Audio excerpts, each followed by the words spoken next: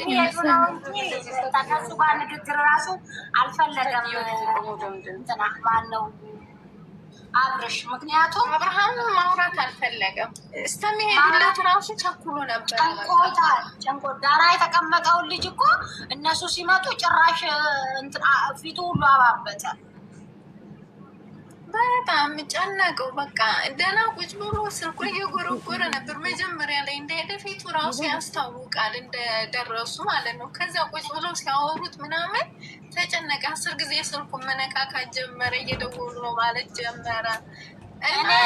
አሁን በነገራችን ቲጂ የሆነ ሀሳብ አለኝ ማለት ነው።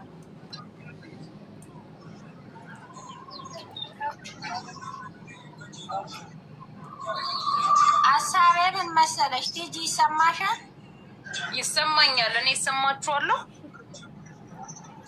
ትሰማያለሽ? መሲ የሚልበትን እንትን እያልሽ አስገቢ። እሺ እኔ ምንም እንትን እምቢ እያለኝ ነው፣ ግን እጃችሁ ተብተብ ኮፒ ሊንክ ሼር አይለኝ። እሺ እሺ እናቴ እኔ ሀሳቤ ምን መሰለሽ፣ አሁንም ጉዜ ጋር ነው ያለሁት እኔ ሀሳቤ። ምክንያቱም ምንድን ነው መሰለሽ ሀሳቤ ዛሬ ሩታ ጋር ሲመለስ ነው ወይ ችግሩ የታያት በሽታው የታያት ዛሬ ሩታ ጋር ሲመለስ ነው ወይ? ያኔ እርጉዝ ሚስቱንና ልጁን በትኖ ሲሄድ ወንድሜ ታመሃል ለምን አላለችው? ይሄ ሁሉ መዘዝ ያመጣው መስቀሉ ነው እንዴ? ለምንድን ነው እሱ ያን ያታየት? ዛሬ አንዴ ጸበል ይዤክ ልሂድ፣ አንዴ አንተ ወደ ቀልብክ የምትመለስ ቦታ ነው ይዤክ የሚሄደው ብላ ልጁን የምታስጨንቀው ከሩታ ጋር መሆኑ ነው ወይ? ለካ ውሸቷን ነው እንዴ? ያኔ ወንድሜ ተመለስ እያለች ለካ እሷ ኦዲየንስ እና ተመልካች ነው እንጂ የማውቀው እርግጠኛ ከሄርሜላ ጋር በውስጥ ታወራለች ማለት ነው።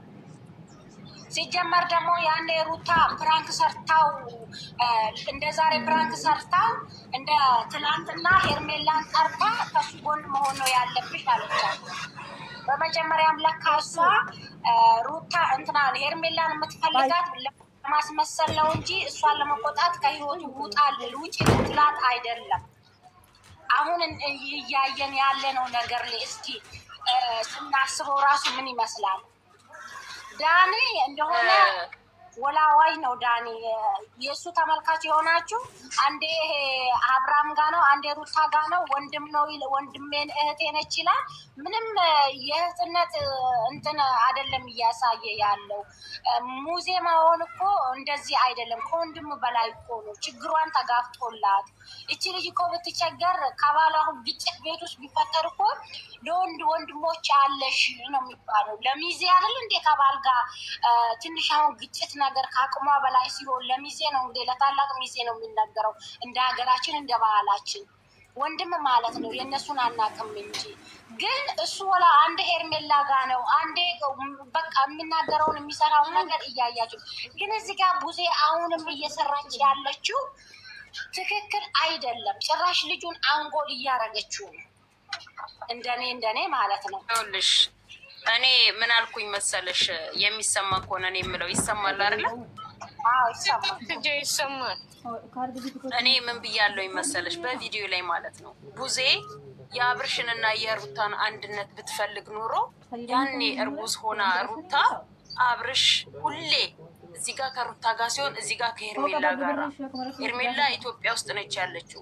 ሄርሜላ አዲስ አበባ ሲሆን አብርሽ አዲስ አበባ ናት። ቡታጅራ ሲሆን ቡታጅራ ናት። ቡዜ አብርሃምን ብትፈልገው አብርሃምን ትላንትና ከሩታ ጋር ሊሆን ሩታ ተው የምትለውን ነገር እንዲሰማ ብታደርግ ኖሮ ዛሬ ላይ አይደርሱም ነበር።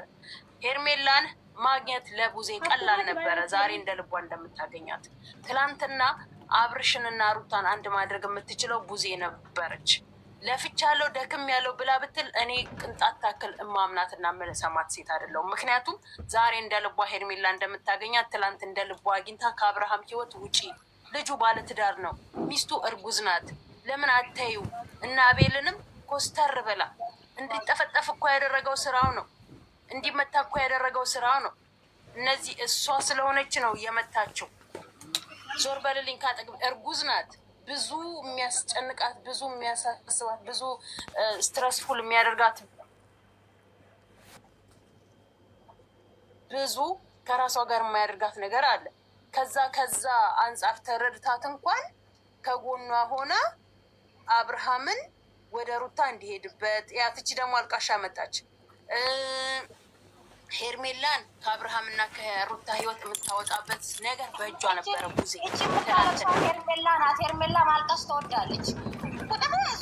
ሁሌ ነው እየመጣች እኮ እንደዚህ እያለቀሰች የምትሄደው። ሀሳብ የላትም እኮ ጊቢ እና ሀሳብ ስጪ ብትባል ትላለች፣ ከዛ ትወጣለች።